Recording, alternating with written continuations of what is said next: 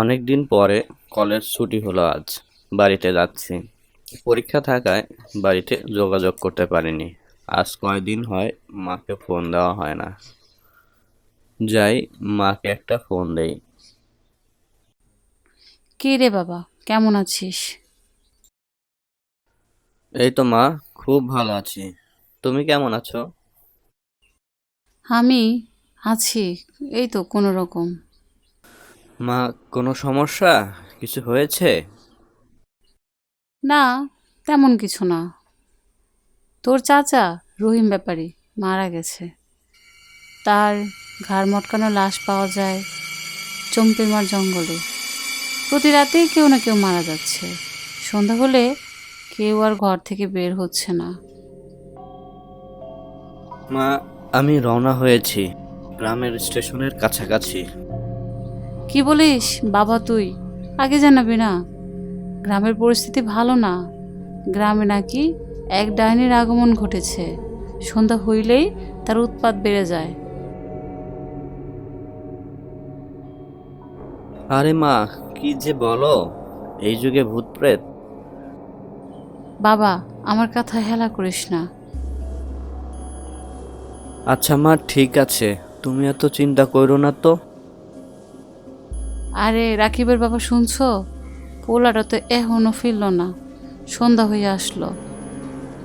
Hello মা, আমি তো গ্রামের স্টেশনে পৌঁছে গেছি, কিন্তু রাস্তায় তো কোনো রিক্সা নাই।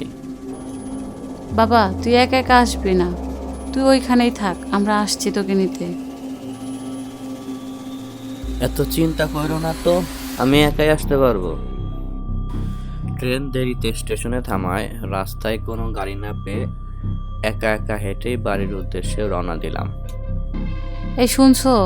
তোমার পোলার কথা শুনছো? ও নাকি একাই আসতে পারবে। আরে, এত চিন্তা কইরো না তো। আল্লাহ ভরসা। কবিরাজ চাচারে সাথে নিয়েই না হয় রাকিবরে আনতে যাব। চলো চলো, আমরা সবাই কবিরাজ আলী চাচার কাছে যাই।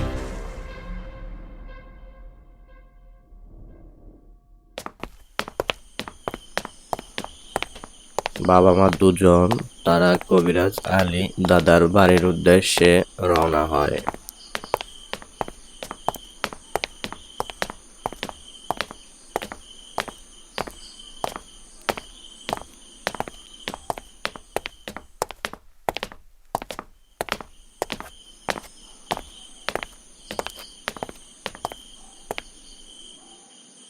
আরে, তোমরা এই সময় কি মনে করে?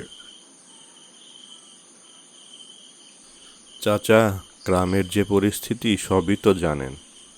এর একটা বিহিত করা দরকার। হুম, আমিও সেই রকমই ভাবছি। আজ কয়দিন যাবৎ ডাইনির যে উৎপাত শুরু করেছে গ্রামের নিরীহ মানুষগুলোর উপরে, এর একটা বিহিত আজকেই করতে হবে। চলো চলো সবাই। এদিকে আমি যখন গ্রামের রাস্তা দিয়ে হাঁটছিলাম, তখন চারদিকে ছিল শুনশান নীরবতা। কোথাও কোনো মানুষের দেখা পর্যন্ত নাই। একটা রিক্সা ভ্যান হইলে বাড়িতে যাওয়াটা সহজ হইতো। গ্রামের মানুষগুলা যে পরিমাণ ভীতু, কিছু একটা হইলে ভয় আর ঘর থেকে বের হয় না।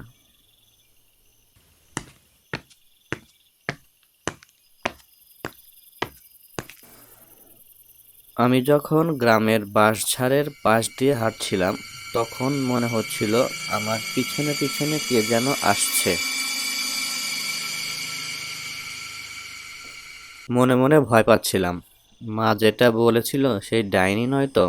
আবার ভাবলাম, একসাথে হাঁটলে আমাদের ভয় খুব কম লাগবে। এটা ভেবে রাস্তার পাশে দাঁড়াতেই দেখি এক বৃদ্ধ মহিলা আমার দিকে আসছে। আরে বুড়িমা, একা একা কোথায় যাচ্ছেন? আমার মেয়ের বাসায় যাব। চোখে ভালো দেখতে পাই না, তাই যেতে খুব কষ্ট হচ্ছে। তুমি যদি আমাকে একটু সাহায্য করো তাহলে আমার খুব উপকার হয়। আরে, এ আর কি উপকার! চলেন, আপনাকে বাড়িতে পৌঁছে দিয়েই না হয় বাড়িতে যাব। তা বুড়িমা, আপনার বাড়ি কোন দিকে? এই চম্পির মা জঙ্গলটা দেখতে পাচ্ছ, ওই জঙ্গলটার পাশেই আমার মেয়ের বাড়ি। ওই জঙ্গলের পাশে আবার কোথায় বাড়ি? আগে তো কোনোদিন দেখি নাই, হয়তো ইদানিং হয়েছে।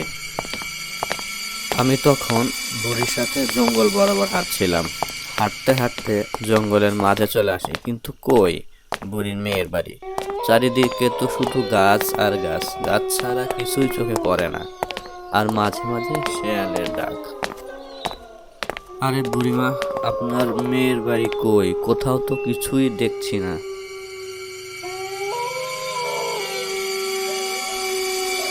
আমার মেয়ের বাড়ি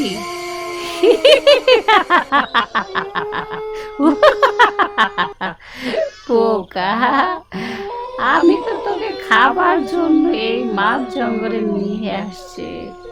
মৃত্যুর জন্য প্রস্তুত হ। মা তাহলে যা বলেছিল সেটাই সঠিক? আমি তখন মনে মনে দোয়া কালাম পড়ছিলাম আর আল্লাহর নাম স্মরণ করছিলাম। এর মধ্যে পিছন থেকে কবিরাজ সাহেব কড়া পানি ডাইনির গায়ে ছিটিয়ে দিল। পানি ছিটানোর সাথে সাথে ডাইনির গায়ে আগুন ধরে যায়।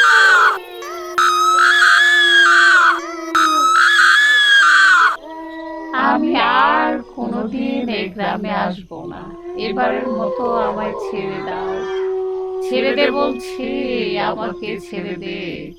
আমি তোকে আর যদি ছেড়ে দেই, কোনোদিন এই গ্রামে তুই অন্য আসবো না। গ্রামে গিয়ে এবারের আবার মতো সকলের ক্ষতি আমায় করবি। ছেড়ে দাও, তোকে ছাড়া যাবে না। ছেড়ে দে বলছি, আমাকে ছেড়ে দে। আমি আর এই গ্রামে আসবো না, কোনোদিন আসবো না।